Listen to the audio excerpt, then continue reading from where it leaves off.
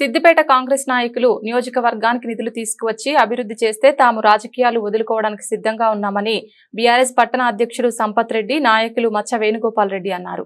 ఉమ్మడి రాష్ట్రంలో సైతం సిద్దిపేట నియోజకవర్గానికి అనేక నిధులు తీసుకువచ్చి ఎమ్మెల్యే హరీష్ రావు అభివృద్ధి చేస్తే కొట్లాడి సాధించుకున్న తెలంగాణలో సిద్దిపేటకు బడ్జెట్లో మొండి చేయి చూపడం బాధాకరమన్నారు.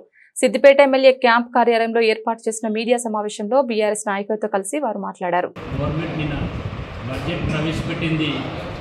చూస్తే మనందరం ఎంత ఆశ్చర్యం పోల్చిన విషయం అంటే మన ఆ రాష్ట్రం దాకా పోము. ఎందుకంటే నిన్న మన రాష్ట్ర నాయకులు ఆల్రెడీ చెప్పారు, రకరకాల చెప్పారు, అరచేతుల వైకుంఠం ఇవన్నీ కామన్, అవన్నీ మనం చూస్తూనే ఉన్నాం. వాళ్ళు అంకెలకు 3 లక్షల కోట్లు ఇచ్చారు.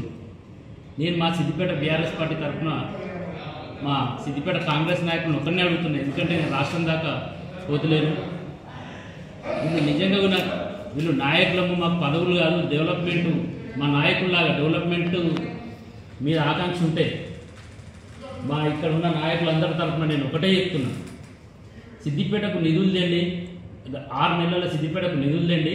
మేము ఖచ్చితంగా మాకున్న పదవులందరికీ మా నాయకులందరి తరఫున, ఇంకా రాని నాయకుల తరఫున కూడా ఖచ్చితంగా చెప్తున్నా, మేమందరం మా పదవులకి తప్పుకుంటాం. మీ అందరినీ కూడా మేము ఖచ్చితంగా అన్ని విధాలు వినంప చేయడానికి మా బీఆర్ఎస్ పార్టీ మేము నడుము నుంచి చెప్తున్నాము. తెలంగాణ గురించి కొట్లాడి అనౌన్స్ చేసుకుంది ఎందు గురించి, తెలంగాణ అంతా డెవలప్ చేయడానికి, ఏదో ఒక్క నియోజకవర్గం డెవలప్ చేయడానికి కాదు. నీ కొడంగల్ కూడా హరీషన్ వచ్చి ఎంత డెవలప్ చేసిండో మేము అందరం చూసిన వాళ్ళమే. మీ కొడంగల్ ప్రజలకు కూడా తెలుసు. సిద్దిపేట తెలంగాణ రాష్ట్రంలో లేదా? నువ్వు సిద్దిపేట ముఖ్యమంత్రి కాదా?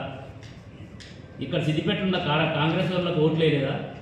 సిద్దిపేట కాంగ్రెస్ వాళ్ళకు ఓన్లీ వాళ్ళకి ఇస్తా నేనన్న నాయకులకు ఏమో ఇస్తా అని చెప్పి ప్రకటించి 40,000 నుంచి 5 లక్షలకి ఇస్తాను వాళ్ళకి పైసలు, వాళ్ళ కాంగ్రెస్ కార్యకర్తలకు పైసలు ఇస్తేనే డెవలప్మెంట్ అన్నట్ట.